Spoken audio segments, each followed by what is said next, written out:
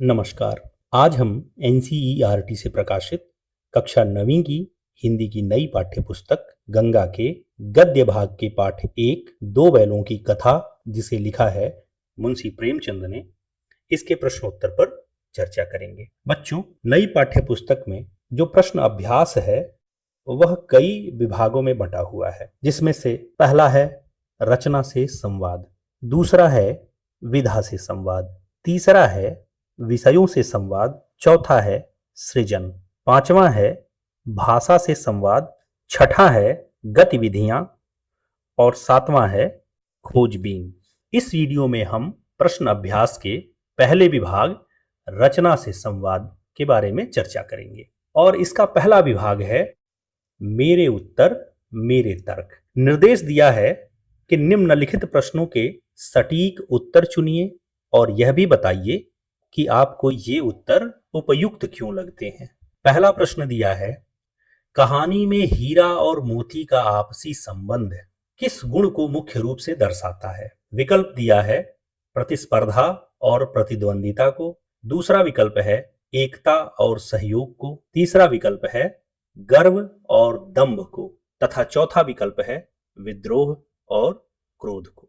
तो विद्यार्थियों, आपने पाठ पढ़ा होगा तो आप देखेंगे कि हीरा और मोती की दोस्ती बड़ी प्रगाढ़ थी और उनका जो आपसी संबंध था वह एकता और सहयोग का था। तो इसका उत्तर सही होगा एकता और सहयोग। साथ ही इसमें यह भी पूछा गया था कि आपको बताना है कि आपको ये उत्तर उपयुक्त क्यों लगते हैं, यानी हमें यह तर्क देना है, हमें यह कारण बताना है कि हमने जो उत्तर चुना है यही हमें उपयुक्त क्यों लगता है। तो हम इसका कारण बताएंगे। इस कहानी में कई ऐसी बातें हैं जिनके कारण हीरा और मोती के बीच एकता और सहयोग की भावना दिखाई पड़ती थी। जैसे दोनों एक साथ गाड़ी में जोते जाते थे तो यह कोशिश करते थे कि गाड़ी का अधिक भार दूसरे साथी के कंधे पर न आकर उसके अपने कंधे पर आए। ये पहला कारण है। दूसरा कारण हम दे सकते हैं कि जब उनके सामने विशालकाय सांड आ खड़ा हुआ तो उन्होंने योजना पूर्वक एक दूसरे का साथ देते हुए उसका मुकाबला किया, यानी दोनों ने मिलकर उस विशालकाय सांड का मुकाबला किया और उसे हराया। हम तीसरा कारण भी दे सकते हैं कि जब मोती मटर के खेत में मटर खाते पकड़ा गया, हीरा उसे अकेला विपत्ति में देखकर वापस आ गया, यानी जो हीरा था वह भगा नहीं, वापस आ गया और वह भी मोती के साथ पकड़ा गया। तो ये तीसरा कारण है। हम और एक कारण दे सकते हैं, जो चौथा कारण है। इसमें हम लिख सकते हैं कि कांजी हाउस में हीरा ने दीवार तोड़ डाली तो उसे रस्सियों से बांध दिया गया। इस पर मोती ने भी उसका साथ दिया। पहले तो उसने बाड़े की दीवार तोड़कर हीरा का अधूरा काम पूरा किया, फिर उसका साथ देने के लिए उसी के साथ बंध गया। तो हमने जो विकल्प चुना था एकता और सहयोग, उसे पुष्ट करने के लिए ये चार तर्क हैं। आप चाहें तो चारों लिखें, आप चाहें तो अधिकतम 2 लिख दें तो भी आपका काम बन जाएगा। आइए अगले प्रश्न पर चलते हैं। दूसरा प्रश्न है कि हीरा मोती ने नया स्थान स्वीकार क्यों नहीं किया। आपको पता है कि हीरा और मोती को एक बार झूरी की ससुराल गया के घर भेज दिया गया था, तो पूछा गया है कि उनको वो नई जगह पसंद क्यों नहीं आई। विकल्प दिए हैं कि उन्हें भरपेट भोजन नहीं दिया गया, दूसरा विकल्प है उन्हें बहुत मोटी रस्सी में बांधा गया, तीसरा विकल्प है मालिक ने उन्हें बेचा, यह सोचकर उन्हें अपमान लगा, और चौथा है कि उन्हें अलग अलग बांधा गया। तो जब हम पाठ पढ़ते हैं तो हम देखते हैं कि जब गया हीरा और मोती को लेकर अपने घर की तरफ जाता है तो दोनों बहुत दुखी होते हैं। उन्हें लगता है कि क्या उनकी मेहनत में कुछ कमी रह गई थी जिसकी वजह से उनके मालिक ने उन्हें बेच दिया। तो इसमें जो सही विकल्प होगा वो विकल्प ग होगा कि मालिक ने उन्हें बेचा, यह सोचकर उन्हें अपमान लगा। इसका जो तर्क होगा, इसका जो कारण होगा, हम कारण लिखेंगे कि किसान जीवन में पशुओं और मनुष्यों के आपसी संबंध बहुत गहरे तथा आत्मीय रहे हैं। पशु अपने स्वामी के लिए जी जान देने को तैयार रहे हैं। झूरी भी हीरा और मोती को बच्चों की तरह स्नेह करता था। एक बार जब झूरी ने दोनों को ससुराल भेज दिया तो दोनों को लगा कि मालिक ने उन्हें बेच दिया। इस बात से उन्हें बहुत दुख हुआ और उन्होंने नया स्थान स्वीकार नहीं किया और रस्सी तुड़ाकर वे वापस भाग आए। तो ये एकदम सटीक कारण है जिसकी वजह से हमने विकल्प ग चुना है कि मालिक ने बेचा, यह सोचकर उन्हें अपमान लगा। तीसरा प्रश्न है, बैलों ने रस्सी तोड़कर घर लौटने का निर्णय क्यों लिया? विकल्प दिए गए हैं कि कष्टों से बचने के लिए, दूसरा विकल्प है स्वतंत्रता प्राप्त करने के लिए, तीसरा विकल्प है अभिमान की रक्षा के लिए और चौथा विकल्प है अपनापन पाने के लिए। तो यदि हम हीरा मोती की बात करें और उसके मालिक झूरी की बात करें तो हम देखते हैं कि झूरी अपने दोनों बैलों से अपने बच्चों की तरह प्रेम करता है, जबकि हीरा मोती जब गया के यहाँ जाते हैं तो गया उनसे बहुत रूखा व्यवहार करता है, बहुत खराब व्यवहार करता है, तो वे वहां से भाग आते हैं। अपनेपन की कमी दिखाई पड़ती है, गया के यहाँ उन्हें अपनेपन की कमी दिखाई पड़ती है और वही अपनापन पाने के लिए दोनों झूरी के यहाँ भाग आते हैं। तो हम इसमें सही उत्तर चुनेंगे अपनापन पाने के लिए। इसका कारण हम देंगे कि हीरा और मोती जब झूरी की ससुराल पहुंचे तो उनका दिल भारी हो रहा था। जिस घर को उन्होंने अपना घर समझ रखा था वह आज उनसे छूट गया। नया घर, नया गांव, नए आदमी, सब उन्हें बेगानों से लगते थे। इसलिए उन्होंने पहले जैसा अपनापन पाने के लिए रस्सी तोड़कर घर लौटने का निर्णय लिया। आइए चलते हैं चौथे प्रश्न पर। चौथे प्रश्न में पूछा गया है कि गया द्वारा डंडे से मारने पर मोती का आक्रोश किस मानवीय मनोवृत्ति का द्योतक है? द्योतक का अर्थ होता है परिचायक, यानी किस मानवीय मनोवृत्ति का परिचय देता है। विकल्प दिया है स्वाभिमान, दूसरा अहिंसा, तीसरा पराधीनता और चौथा अन्याय की रक्षा। तो हम इसका सही उत्तर चुनेंगे स्वाभिमान। क्यों? इसका हम कारण बताएंगे कि झूरी का साला गया जब दूसरी बार दोनों बैलों को ले गया तो पिछली बार परेशान करने के कारण मारा पीटा और फिर वही सूखा भूसा डाल दिया, जबकि अपने बैलों को उसने खली चूनी सब कुछ दी। हीरा और मोती ने अपने जीवन में इतना अपमान कभी नहीं सहा था। झूरी तो उन्हें फूल की छड़ी से भी नहीं छूता था। इसलिए जब दोबारा गया ने दोनों को मारा तो मोती का स्वाभिमान आक्रोश के रूप में प्रकट हुआ। आइए अगले प्रश्न पर चलते हैं। पांचवें प्रश्न में पूछा गया है कि कहानी में बैलों की मूक भाषा का प्रयोग लेखक ने किस लिए किया है? यानी बैल आपस में मूक भाषा में बात कर लिया करते थे, तो लेखक ने इस बात का जिक्र किस लिए किया है? विकल्प दिया है कहानी को रोचक बनाने के लिए, दूसरा मनुष्य जैसी चेतना दिखाने के लिए, तीसरा संवादों को छोटा रखने के लिए और चौथा कथा में हास्य उत्पन्न करने के लिए। तो इसके सही उत्तर के रूप में हम चुनेंगे विकल्प ख, मनुष्य जैसी चेतना दिखाने के लिए। और इसका कारण यह है कि मूक भाषा का अर्थ होता है बिना बोले भाव व्यक्त करना। चेतनाशील मनुष्य जब बहुत प्रगाढ़ संबंधों में या दूसरों से छिपाकर बात करना चाहता है तो मूक भाषा में संवाद करता है। दोनों बैलों में भी प्रगाढ़ मित्रता थी, अतः वे आपस में मूक भाषा में बात कर लिया करते थे। यह प्रदर्शित करते थे कि उनके अंदर मनुष्यों जैसी चेतना है। आइए अब अगले प्रश्न पर चलते हैं। प्रश्न 6 में पूछा गया है कि दो बैलों की कथा को यदि स्वतंत्रता आंदोलन से जोड़ें तो हीरा और मोती किसके प्रतीक हो सकते हैं?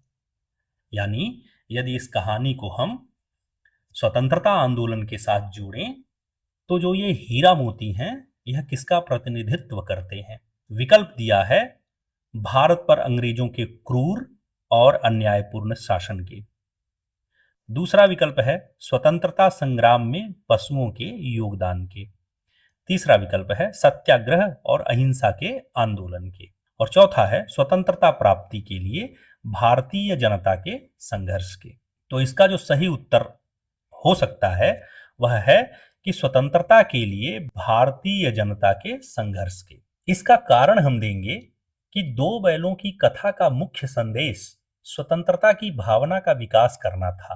इस कहानी में प्रेमचंद जी ने हीरा और मोती के माध्यम से भारतीय जनता के ऊपर हो रहे अत्याचारों को प्रस्तुत किया है। इस कहानी के माध्यम से यह संदेश दिया गया है कि अन्याय और अत्याचार का विरोध करना चाहिए।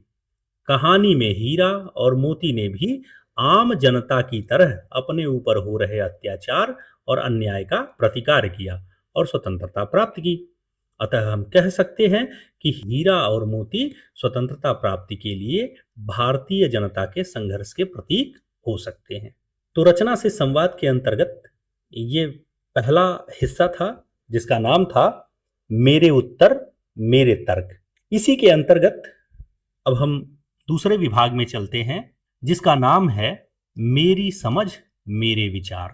इसमें निर्देश दिया गया है कि नीचे दिए गए प्रश्नों पर कक्षा में चर्चा कीजिए और उनके उत्तर लिखिए। अब प्रश्न क्या पूछा गया है? पहला प्रश्न है कि दूसरे दिन गया ने बैलों को हल में जोता, पर इन दोनों ने जैसे पांव न उठाने की कसम खा ली थी। ये वाक्य है और इस पर आधारित प्रश्न है कि जब बैल नए मालिक के यहाँ गए तो उन्होंने काम करने से इनकार क्यों कर दिया? क्या ऐसा कारण था जिसकी वजह से बैलों ने गया के यहाँ काम नहीं किया, जबकि वे झूरी के यहाँ बड़ी खुशी से कार्य किया करते थे? तो इसका उत्तर हम लिखेंगे कि झूरी का साला गया जब दूसरी बार दोनों बैलों को ले गया तो पिछली बार परेशान करने के कारण मारा पीटा और फिर वही सूखा भूसा डाल दिया, जबकि अपने बैलों को उसने खली चूनी सब कुछ दी। हीरा और मोती ने अपने जीवन में इतना अपमान कभी नहीं सहा था। झूरी तो उन्हें फूल की छड़ी से भी नहीं छूता था। इसलिए नए मालिक के इस क्रूर बर्ताव से हीरा मोती बहुत व्यथित थे और यही कारण था कि उन्होंने काम करने से इनकार कर दिया। दूसरा प्रश्न है कि गांव के इतिहास में यह घटना अभूतपूर्व न होने पर भी महत्वपूर्ण थी। यह एक वाक्य है और प्रश्न है कि बैलों का घर लौटाना कोई साधारण घटना नहीं है। कैसे? यानी जो बैल थे झूरी के वे वापस आ गए और लेखक कहते हैं कि बैलों का लौट आना कोई सामान्य घटना नहीं है। क्या कारण है? ऐसा उन्होंने क्यों कहा? संकेत भी दिया है कि वे क्यों लौट आए, उनके और झूरी के मन में कौन कौन से भाव रहे होंगे, क्या वास्तविक जीवन में भी ऐसा होता है। इन सारे संकेतों का सहारा लेकर हमें अपना उत्तर लिखना है। तो हम उत्तर लिखेंगे कि चूंकि हीरा और मोती जानवर थे इसलिए उनसे यह अपेक्षा किसी को नहीं थी कि वे अपने आप वापस आ जाएंगे। मनुष्य और पशुओं के इतने प्रगाढ़ संबंध प्रायः कम ही दिखाई पड़ते हैं, यानी ज्यादातर दिखाई नहीं पड़ते। इसलिए जब झूरी ने उन्हें देखा तो स्नेह से गदगद हो गया और दौड़कर उन्हें गले लगा लिया। दोनों बैल भी अपने मालिक को पाकर प्रसन्न हो गए। गांव के लड़के भी तालियां बजाकर उनका स्वागत करने लगे। लगभग असंभव घटना थी कि वे अपने आप एक पराई जगह से अनजान जगह से वापस आ गए। इसलिए सभी प्रसन्न थे और सबको लगता था कि यह बहुत महत्वपूर्ण बात है। तीसरे प्रश्न में पूछा गया है कि मोती ने मूक भाषा में कहा कि अब तो सहा नहीं जाता हीरा। प्रश्न है कि कभी कभी संघर्ष करना आवश्यक हो जाता है। इस कथन को कहानी के उदाहरणों से सिद्ध करिए। यानी एक बात कही गई है कि संघर्ष करना कभी कभी बहुत जरूरी हो जाता है। तो कहानी में कौन कौन से ऐसे उदाहरण आए हैं जहां पर आपको ऐसा लगता है कि अब संघर्ष के अलावा कोई रास्ता नहीं था? तो हम इसका उत्तर लिखेंगे कि मुंशी प्रेमचंद की कहानी दो बैलों की कथा में हीरा और मोती का संघर्ष यह सिद्ध करता है कि चुपचाप अत्याचार सहना समस्या का समाधान नहीं है। जब आत्मसम्मान पर और जीवन पर संकट आता है तो संघर्ष करना अनिवार्य हो जाता है, जरूरी हो जाता है। हीरा और मोती स्वभाव से सीधे थे, लेकिन जब झूरी के साले गया ने उन्हें भूखा रखा और उन पर डंडे बरसाए तो उनके भीतर का विद्रोह जाग उठा। मोती का यह कहना कि अब तो सहा नहीं जाता इस बात का प्रतीक है कि सहनशीलता की एक सीमा होती है। इसी तरह काजी हौज में कैद अन्य बेबस जानवरों की दुर्दशा देखकर मोती ने अपने सींगों से दीवार गिराने का निश्चय किया। यह एक ऐसा संघर्ष था जो व्यक्तिगत न होकर, अपने फायदे के लिए न होकर, सामूहिक भलाई के लिए था। इसी तरह कहानी के अंत में दढ़ियल कसाई के चंगुल से छूटने के लिए उन्होंने अंत तक संघर्ष किया। उनके इसी जुझारू संकल्प के कारण अंततः वे अपने घर यानी झूरी के पास वापस पहुंच पाए, नहीं तो वे फंसे रह जाते और उनका जीवन समाप्त हो जाता। चौथा प्रश्न है कि जब पेट भर गया और दोनों ने आजादी का अनुभव किया। ये एक वाक्य है, यहां से संदर्भ लेना है। और प्रश्न है कि हीरा एवं मोती स्वतंत्रता और अपनापन दोनों में से किस भावना से अधिक प्रेरित थे? यानी उनको अपनापन चाहिए था या उनको स्वतंत्रता चाहिए थी कि वे बार बार गया के यहाँ से, दड़ियल के यहाँ से, काजी हौज से भाग आते। कारण सहित इसका उत्तर लिखना है। तो हम उत्तर लिखेंगे कि प्रेमचंद की इस कहानी के विश्लेषण से, इसको अच्छी तरह से पढ़ने से यह स्पष्ट होता है कि हीरा और मोती स्वतंत्रता की तुलना में अपनापन की भावना से अधिक प्रेरित थे। तो इसका उत्तर हम लिखेंगे कि प्रेमचंद की इस कहानी के विश्लेषण से, अच्छी तरह से इसको पढ़ने से, समझने से यह स्पष्ट होता है कि हीरा और मोती स्वतंत्रता की तुलना में अपनापन की भावना से अधिक प्रेरित थे। यानी उनको स्वतंत्रता की बजाय अपनापन ज्यादा चाहिए था। उनके लिए आजादी का अर्थ केवल बंधन मुक्त होना नहीं, बल्कि अपनों के साथ होना था। और इसके पीछे निम्नलिखित प्रमुख कारण है। पहला कारण है कि जब उन्हें गया के यहाँ ले जाया गया तो वहां चारे की कमी से उन्हें उतनी तकलीफ नहीं हुई जितनी इस बात से हुई कि उनके मालिक झूरी से उन्हें अलग कर दिया गया। उन्हें लगा कि झूरी ने उन्हें बेच दिया है। उनका विद्रोह केवल काम के बोझ के खिलाफ नहीं, बल्कि उस परायेपन के भी खिलाफ था जिसमें वे अपने मालिक से अलग हो गए थे। दूसरा कारण हो सकता है कि कहानी में कई ऐसे मौके आए जहां वे अकेले आजाद हो सकते थे, लेकिन उन्होंने अपनापन चुना।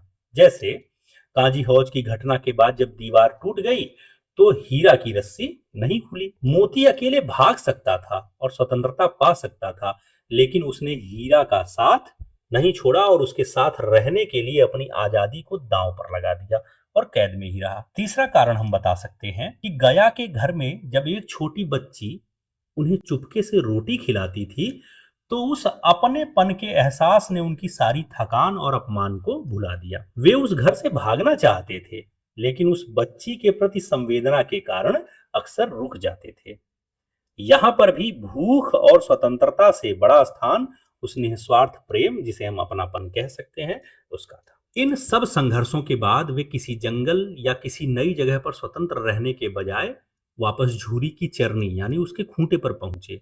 उनके लिए वह खूंटा गुलामी का प्रतीक नहीं, बल्कि उस स्थान का प्रतीक था जहां उन्हें सबसे अधिक अपनापन और स्नेह मिलता था। हीरा और मोती के लिए आजादी केवल माध्यम थी, लेकिन उनका अंतिम लक्ष्य और प्रेरणा हमेशा झूरी का स्नेहपूर्ण सानिध्य माने साथ ही रहा। पांचवा प्रश्न है, बैलों ने पांव न उठाने की कसम खा ली थी। और इस पंक्ति पर आधारित प्रश्न पूछा गया है कि अत्याचार सहना भी अन्याय में भागीदारी है।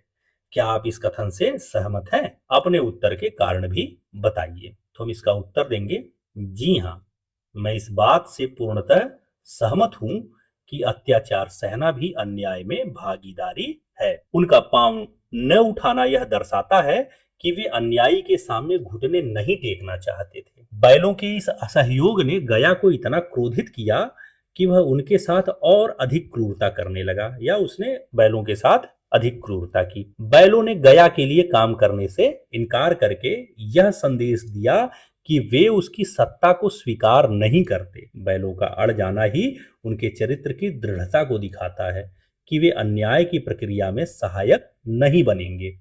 उनका पांव न उठाना यह साबित करता है कि वह जानते हैं कि उनके साथ गलत हो रहा है और वे उस गलत कार्य का हिस्सा बनने को तैयार नहीं है। छठा प्रश्न है कि बहुत दिनों तक साथ रहते रहते दोनों में भाईचारा हो गया था। हीरा और मोती अभिन्न मित्र थे। कहानी की किन किन घटनाओं के आधार पर यह निष्कर्ष निकाला जा सकता है? कम से कम 3 बिंदु लिखिए, यानी हमें कम से कम 3 बिंदु बताने हैं जिसके द्वारा हम यह कह सके कि हीरा और मोती अभिन्न मित्र थे। तो हम उत्तर देंगे कि प्रेमचंद की कहानी 2 बैलों की कथा हीरा और मोती की अटूट मित्रता और उनके बीच विकसित हुए भाईचारे का सर्वोत्कृष्ट उदाहरण है। कहानी की निम्नलिखित घटनाओं के आधार पर यह स्पष्ट रूप से निष्कर्ष निकाला जा सकता है कि वे दोनों अभिन्न मित्र थे। अब पहली घटना वे एक दूसरे के मन के भावों को बिना कहे ही समझ लिया करते थे। ये उनके आपसी भाईचारे को बताता है। इसके अलावा हल या गाड़ी में जोते जाने पर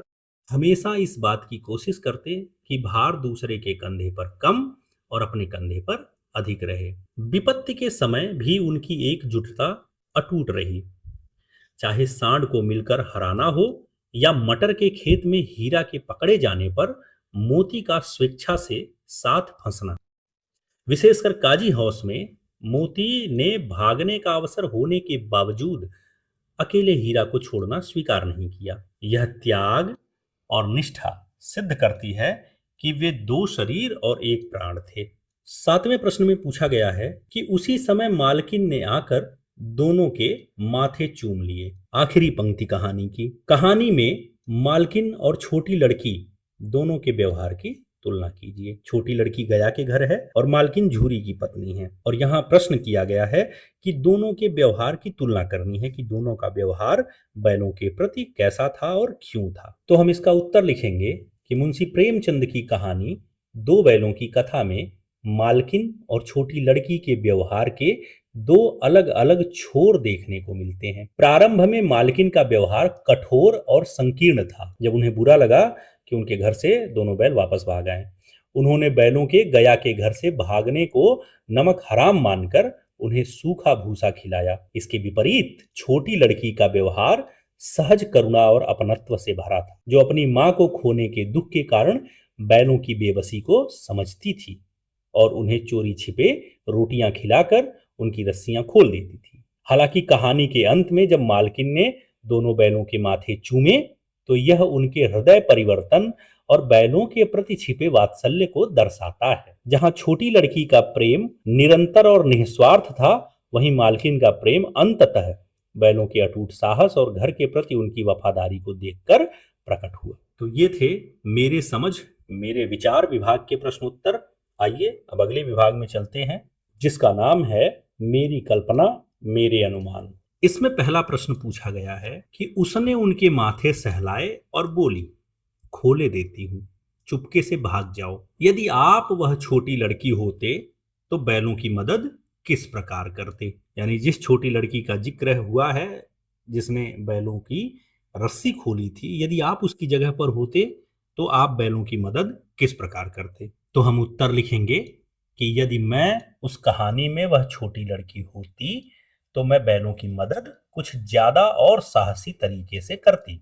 जैसे मैं उन्हें सिर्फ दो रोटियां नहीं बल्कि चुपके से जो भी अच्छा चारा मिलता उसे छुपाकर बैलों को खिलाती, उन्हें साफ पानी पिलाती और उनके शरीर पर लगे घावों पर तेल या मिट्टी का लेप लगाकर दर्द कम करती। और क्या कर सकती थी कि मैं अपने पिता के पैरों में गिरकर रो रो कर कहती, बाबा ये बैल बहुत मेहनती हैं, इन्हें मारो मत, इन्हें अच्छा खाना दो। और क्या करती कि अगर बैल भाग जाते तो मैं किसी पड़ोसी बच्चे या राहगीर के जरिए झूरी को संदेश भेज देती कि आपके बैल बहुत परेशान हैं, यहाँ बहुत परेशान हैं, उन्हें ले आइए। तो मैं ये सब काम करती। चलते हैं अगले प्रश्न पर। दूसरा प्रश्न है कि दोनों गधे अभी तक ज्यों के त्यों खड़े थे। प्रश्न है कि भय और संकोच इंसान को अवसर मिलने पर भी जकड़े रखता है।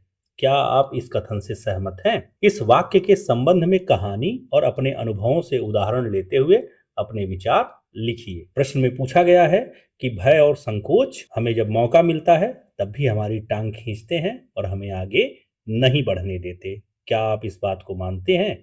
और अगर मानते हैं तो कहानी से ऐसे उदाहरण ढूंढिए और अपने मन से अपने जीवन के ऐसे उदाहरण ढूंढ करके इस बात को पुष्ट कीजिए, इसे स्पष्ट कीजिए। तो हम उत्तर लिखेंगे कि भय और संकोच इंसान को अवसर मिलने पर भी जकड़े रखता है। मैं इस कथन से पूरी तरह सहमत हूं। कहानी से उदाहरण देना है तो काजी हाउस की दीवार टूटने पर भी गधों का टस से मस न होना यह सिद्ध करता है कि मानसिक भय और संकोच स्वतंत्रता के मार्ग में सबसे बड़ी बाधा है। कहानी में जहां अन्य जानवर भाग निकले, वहीं गधे पकड़े जाने के डर से खड़े रहे, जो उनके भीतर की गहरी मानसिक दास्ता को दर्शाता है। वास्तविक जीवन में भी हम अक्सर असफलता के डर या सामाजिक संकोच के कारण प्रगति के अवसरों को गंवा देते हैं। अतः असली आजादी केवल बेड़ियां टूटने से नहीं बल्कि मन के भीतर के डर को जीतने से मिलती है। अन्यथा व्यक्ति अवसर सामने होकर भी गधों की तरह मूक और असहाय बना रह जाता है। तो मेरी कल्पना और मेरे अनुमान में ये 2 प्रश्न थे। आइए अब अगले विभाग में चलते हैं, जिसका नाम है मेरे अनुभव मेरे विचार। इसमें पहला प्रश्न है कि दोस्तों में घनिष्ठता होते ही धौल धप्पा होने लगता है। धौल धप्पा माने थोड़ी बहुत हंसी मजाक। इसके बिना दोस्ती कुछ फुसफुसी सी, कुछ हल्की सी रहती है, जिस पर ज्यादा विश्वास नहीं किया जा सकता। क्या आप इस बात से सहमत हैं? आपको ऐसा क्यों लगता है? अपने अनुभवों के आधार पर बताइए। तो ये प्रश्न है, आइए देखते हैं इसका उत्तर। तो इसका उत्तर देते हुए हम लिखेंगे कि मैं इस कथन से पूरी तरह सहमत हूं कि मित्रता में धौल धप्पा और हंसी मजाक ही उसे प्रगाढ़ बनाते हैं। कहानी में हीरा और मोती जिस प्रकार एक दूसरे को सींग मारते या छेड़ते थे, वह उनके बीच की गहरी आत्मीयता और अटूट विश्वास का ही प्रतीक था। वास्तविकता यह है कि जहां औपचारिकता और अत्यधिक शिष्टाचार होता है, वहां रिश्ता अक्सर सतही रहता है, बहुत गहरा नहीं रहता। जब हम मित्रों के साथ नोक झोंक करते हैं तो इसका अर्थ ये है कि हमें उनके सामने बनावटी होने की आवश्यकता नहीं है और हम एक दूसरे के प्रति पूरी तरह से सहज हैं। निजी अनुभवों में भी वही मित्रता सबसे विश्वसनीय सिद्ध होती है, जहां बिना संकोच के अपनी बात कही जा सके और हंसी मजाक के माध्यम से आपसी दूरियां समाप्त हो जाएं। अतः यह सहज खिंचाव ही मित्रता की वह नींव है जिस पर भरोसे की इमारत खड़ी होती है। दूसरा प्रश्न है कि हीरा ने तिरस्कार किया कि गिरे हुए बैरी पर सींग न चलाना चाहिए। वहीं मोती कहता है यह सब ढोंग है, बैरी को ऐसा मारना चाहिए कि फिर न उठे। प्रश्न है कि आपका इस संबंध में क्या विचार है? आप किसके साथ हैं, हीरा के या मोती के या दोनों के? क्यों? तो इसका उत्तर हम लिखेंगे कि मुंशी प्रेमचंद की कहानी दो बैलों की कथा का यह संवाद युद्ध नीति और नैतिकता के दो अलग अलग दृष्टिकोणों को दर्शाता है। जहां हीरा उदारता और नैतिक मूल्यों का प्रतीक है, वहीं मोती यथार्थवाद और व्यवहारिकता का पक्षधर है। हीरा का मानना है कि यदि शत्रु असहाय हो या गिर जाए तो उस पर प्रहार करना वीरता नहीं है। यह भारतीय संस्कृति के शरणागत वत्सल और क्षमा के आदर्शों से प्रेरित है। जबकि मोती का यह तर्क है कि शत्रु को कभी भी आधा नहीं छोड़ना चाहिए, क्योंकि अवसर मिलते ही वह पुनः प्रहार कर सकता है। वह शत्रु को समूल नष्ट करने में विश्वास रखता है ताकि भविष्य में खतरा समाप्त हो जाए। मैं व्यक्तिगत रूप से हीरा के आदर्शों का समर्थन करता हूं, क्योंकि गिरे हुए शत्रु पर प्रहार न करना उच्च चारित्रिक गरिमा का प्रतीक है। सभ्यता और न्याय की स्थापना के लिए हीरा जैसी उदारता अनिवार्य है। बिना करुणा और नीति के जीत भी हार के समान होती है। इसलिए संघर्ष में भी अपने मूल्यों को बचाए रखना ही सच्ची वीरता है। तीसरा प्रश्न है कि हम और तुम इतने दिनों तक एक साथ रहे, आज तुम विपत्ति में पड़ गए हो तो मैं तुम्हें छोड़कर अलग हो जाऊं? क्या कभी आपने किसी विपत्ति या चुनौती का सामना अपने किसी मित्र या परिजन के साथ मिलकर किया है? उस घटना के विषय में बताइए। यहाँ पर पूछा गया है कि क्या आपने कभी किसी विपत्ति का सामना अपने मित्रों के साथ मिलकर किया है, तो उसके बारे में बताना है। इसका उत्तर हम लिखेंगे कि हीरा और मोती की तरह ही वास्तविक जीवन में भी विपत्ति ही मित्रता की असली कसौटी होती है। विपत्ति में ही असली मित्र की पहचान होती है। जब हम किसी अपने के साथ मिलकर चुनौती का सामना करते हैं तो न केवल समस्या का समाधान निकलता है, बल्कि हमारा आपसी रिश्ता भी पहले से कहीं अधिक मजबूत हो जाता है। मेरे जीवन की ही एक ऐसी घटना पिछले वर्ष की है, जब मेरे एक मित्र के पिता अचानक बहुत बीमार हो गए और घर में कोई दूसरा बड़ा सदस्य नहीं था। अस्पताल की भाग दौड़, पैसों का इंतजाम और घर की जिम्मेदारी संभालना उस मित्र के लिए अकेले मुमकिन नहीं था। उस समय मैंने और हमारे दो अन्य मित्रों ने मिलकर जिम्मेदारियां बांट ली। कोई अस्पताल में रुकता, कोई दवाइयों का इंतजाम करता, तो कोई उसके घर वालों को ढांढस बंधाता। हमने अपनी बचत से एक छोटा सा फंड भी इकट्ठा किया ताकि तुरंत मदद हो सके।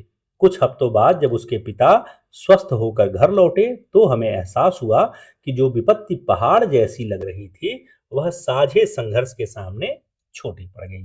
तो ये थे दो बैलों की कथा के अभ्यास प्रश्नों के पहले हिस्से, रचना से संवाद के प्रश्न। आगे के प्रश्नों के लिए जुड़े रहिए। जल्द ही अगली वीडियो में फिर मिलते हैं। वीडियो पसंद आई हो तो इसे अपने जानने वालों के साथ साझा कीजिए और चैनल को अगर सब्सक्राइब न किए हो तो अवश्य कर लें। धन्यवाद।